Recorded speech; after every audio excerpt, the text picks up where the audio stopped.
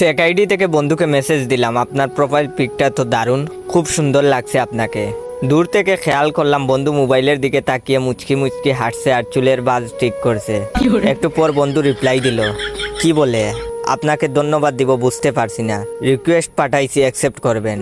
আমি বললাম ভালো কিছুকে তো ভালোই বলতে হবে, এখানে ধন্যবাদ দেওয়ার কি আছে, আর আপনার মতো একজন হ্যান্ডসাম ছেলে আমার ফ্রেন্ড লিস্টে থাকা তো আমার জন্য সৌভাগ্য।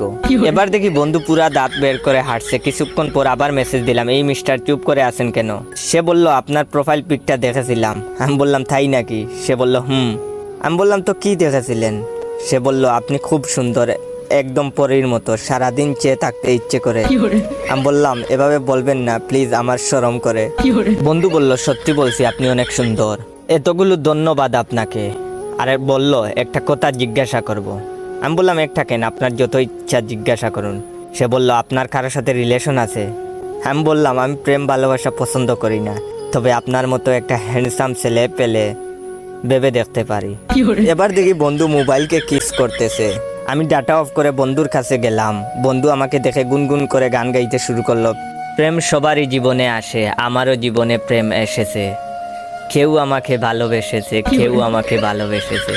আমি বন্ধুর গান শুনে হাসি চেপে রেখে বললাম ঘটনা কি দোস্ত, এত খুশি খুশি লাগছে কেন?